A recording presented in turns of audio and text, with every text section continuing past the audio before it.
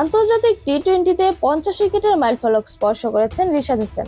Asia কাপে বাংলাদেশের প্রথম ম্যাচে হংকং এর বিপক্ষে এই কীর্তি গড়েন এই লেগ স্পিনার।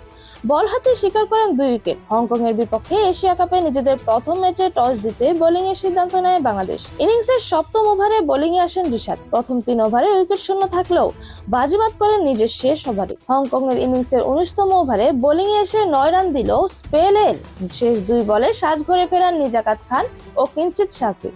সব মিলিয়ে 4 ওভারে বল করে 31 রান দিয়ে 2 উইকেট শিকার করেন রিশাদ। এতে আন্তর্জাতিক টি-20তে 50 উইকেট পূর্ণ হয়েছে এই লেগ স্পিনারের। ষষ্ঠ বাংলাদেশী হিসেবে এই কীর্তি গড়লেন রিশাদ।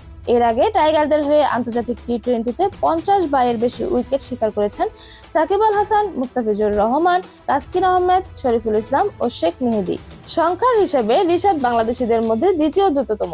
41 ইনিংসের উইকেটের 50 করেছেন রিশাদ। 42 ইনিংস লেগেছিল সাকিবের। অন্যদিকে 33 ইনিংসে 50 উইকেট শিকার করা মুস্তাফিজুর রহমান আছেন সবার উপরে। আগে ব্যাট করে নিজাকাত খানের 42 ও অধিনায়ক মুর্তজার 28 রানের ইনিংসে ভর করে 7 উইকেটে 143 রানের সংগ্রহ পায় হংকং। বাংলাদেশের হয়ে 2টি করে উইকেট শিকার করেন তাসকিন আহমেদ, তানজিম হাসান সাকিব ও রিশাদ হোসেন।